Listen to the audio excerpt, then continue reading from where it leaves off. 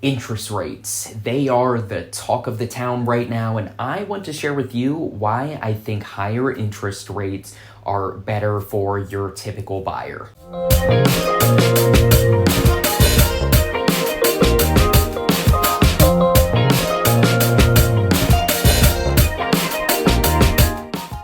Hi, my name's Colin Boyer, your realtor, and thank you guys so much for logging in to watch this video.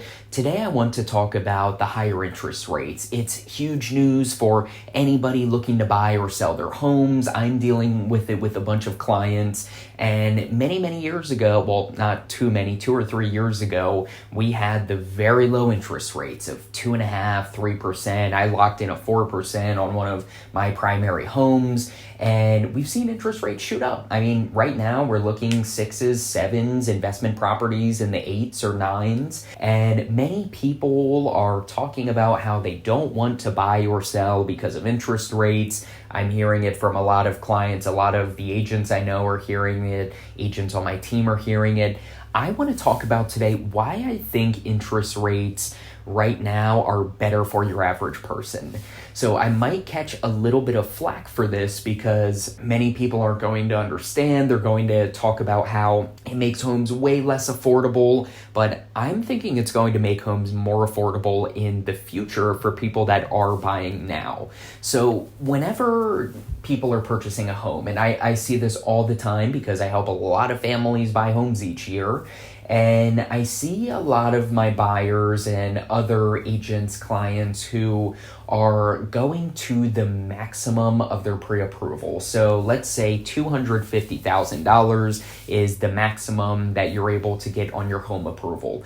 A lot of people set their search up so that $250,000 is their top, and that is what they end up purchasing, somewhere around that top range. So they're spending the maximum allowed payment for what they qualify for based on their debt to income, and it is truly putting them to the point where they are maxed out on what they can spend monthly. Now, if you can afford it, wonderful, but a lot of clients are stretching themselves to buy the home, whether it's because they need the space and that's truly all they can find in what they're looking for, or they want to be able to tell their friends, hey, this is a house I bought, rather than a townhouse or something like that, or maybe even renting for a little bit longer.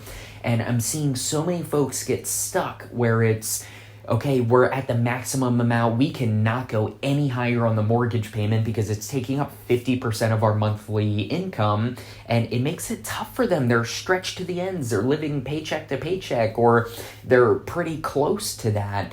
And the reason I think interest rates are, with being higher right now, are going to make homes more affordable, or their current homes more affordable for these folks in the future, is because let's say 2 years ago, 3 years ago, you got approved with a 2.5% interest rate.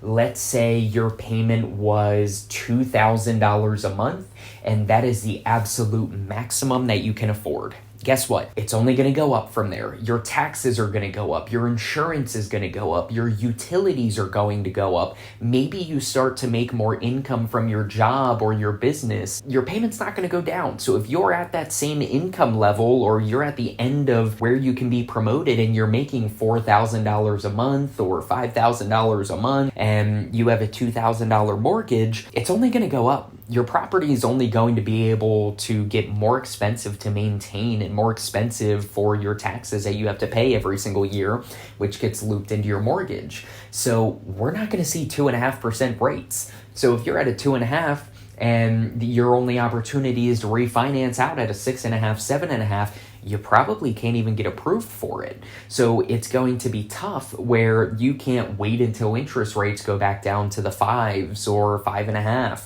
and refinance and make your payment cheaper. So you're stuck at that maximum that you can spend every single month. Here's where I think it's going to be nice for the people that are buying now. Let's say you don't increase income at all. You're at your same income for the next 5-10 years. Now, you probably won't be. You'll probably get a raise or a bonus, or or maybe inflation will make them bring your income up that you're making every single month. But let's say that you don't. You're stuck at that $5,000 a month income and your payment is $2,000 a month on a 7.5% interest rate. Guess what happens when rates go down to 5.5? You can refinance and your payment becomes much cheaper and much more affordable. So you are at that very highest of that $250,000 house and you're at a $2,000 mortgage payment. If you knock off 1-2% off your interest rate, your payments become a lot more affordable. Now you're being able to save more money, invest more money, put more money into your home or to your next future house, whereas that person that bought 2 to 3 years ago is not able to do that. Now, I know what everybody's going to say. It's tough to find houses. A $250,000 house is unreasonable. In my market, it's not. Maybe you're in San Francisco, maybe you're in Silicon Valley and it's very, very expensive, or you're in Seattle or Houston where prices are shooting up like crazy because lots of folks are moving there. Well, yes, it's going to be tough to find that, but take the $250,000 and put your average price in there instead of the $250,000 like my local market. So if you're refinancing that out, your payments become much more affordable, whereas someone who bought 2.5, 3 years ago cannot do that. So going back into being able to find a house or finding something, yes, you can afford less house now. You might not, maybe 2 years ago with interest rates, you could have bought a 4-bedroom, 2.5-bath house, and now you're at a 3-bed, 1-bath house or a townhouse. Yes, you don't have as much house and you aren't able to buy as much house, but do you need it? I see a lot of people overextend to the maximum that they're able to get approved for and kind of become house poor, where they're maxed out and they're not able to go out and go on vacations, or they have to work and not able to spend time with family. So you're in a better position where, yes, you did have to get a cheaper house, but it's probably a good thing in the long run. So I'm sure there's going to be a lot of people who reach out to me or comment that it's making it more unaffordable, and it's true. You're not able to buy as much house now. I wouldn't be able to buy as much house now because my current interest rate where I'm recording this now is a 4% interest rate. If rates were 7.5%, the same house is going to cost me much more because I'm paying 3.5% more on the same loan that I got for the same price of the house. So yes, it does stink and interest rates are up, but what do you think is going to happen whenever the interest rates go back down? More people are going to start looking because they can pay more for the house. So you've got your buyer pool right here. Let's say this bubble is 7.5% interest rates and you have a couple homes and a couple buyers in here, but we go way bigger out and the bubble gets much bigger whenever there's 5.5% rates. Let's say rates go down to 5. You have more people looking for houses competing for the same amount of inventory. So it makes it very tough whenever rates go back down because you're going to be competing with many more people. If you're looking to buy and it's a good time and it makes sense for you, go buy. You can wait. It doesn't have to be the first house you jump on. Look for something that maybe needs a little bit of work or something that maybe you can get a little bit of a better price on, because with higher interest rates, homes are sitting a little bit longer. So for the average person, I think interest rates are good right now. I think it's okay. It's not the double digits that we saw many, many years ago. So I think for your average person who's not focusing too much on it being a long-term investment and it being a place to live, I think it's going to help them in the long run. If you have any thoughts on that, comment or send me an email or get in touch with me because I'd love to hear your thoughts. This just popped into my head the other day and I thought I would talk about it. So I wanted to put this out there to get the public's thoughts about it, other agents, other clients, people who are currently looking to buy or sell a home.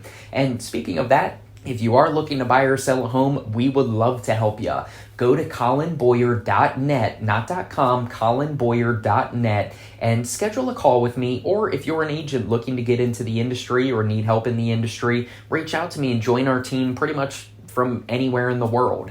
But go to collinboyer.net for agents or for clients. Get in touch with me and schedule a call. I'd love to chat with you. Thank you guys so much for watching. Again, my name is Collin Boyer. Don't forget to like and subscribe. Follow me on my social medias. Instagram, I'm very active. You'll see clips from this video go out on TikTok and Facebook and Instagram, but Instagram's where I'm most active. Go follow me on there. Go check out my website. If we can help you out with anything, I'd love to. Feel free to get in touch with me, and thanks again.